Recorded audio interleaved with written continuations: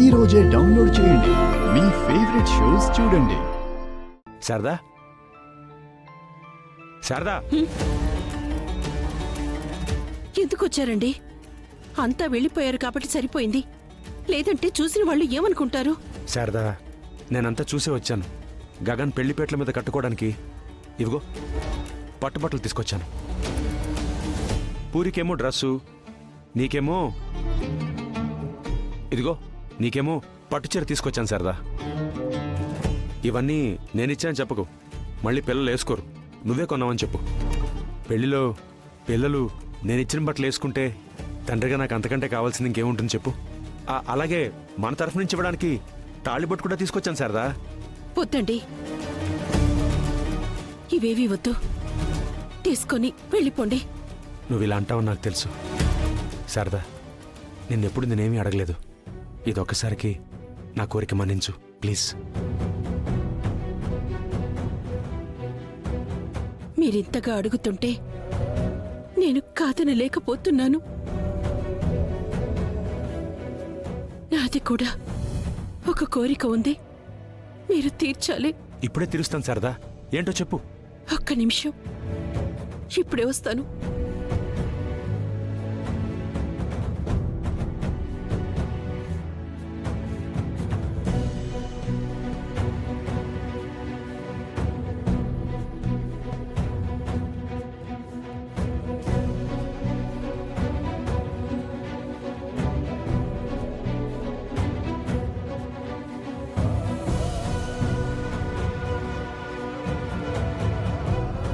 ఈ పేపర్ల మీద సంతకం పెట్టండి. ఏంటి పేపర్లు? మనిద్దరం ఇష్టంగా విడిపోతున్నామని కోర్టుకి అప్లై చేసుకునే మ్యూచువల్ డివోర్స్ పేపర్స్.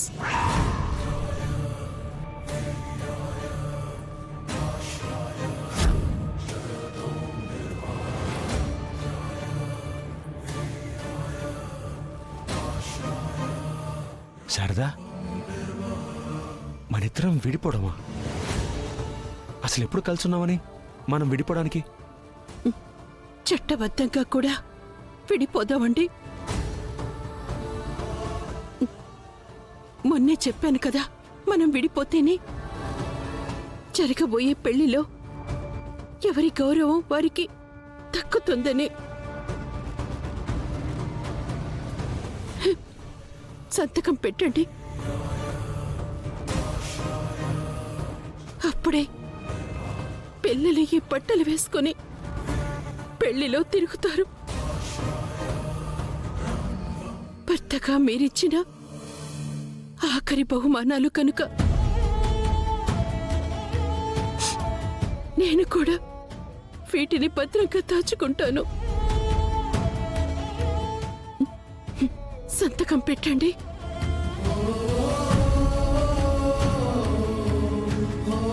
శారదా, ఆ ఇంట్లో నాకు నేను చచ్చిపోయేంత అవమానాలు జరుగుతున్నా నేనెందుకు ఇంకా రాయిలా బతుకున్నానో తెలుసా?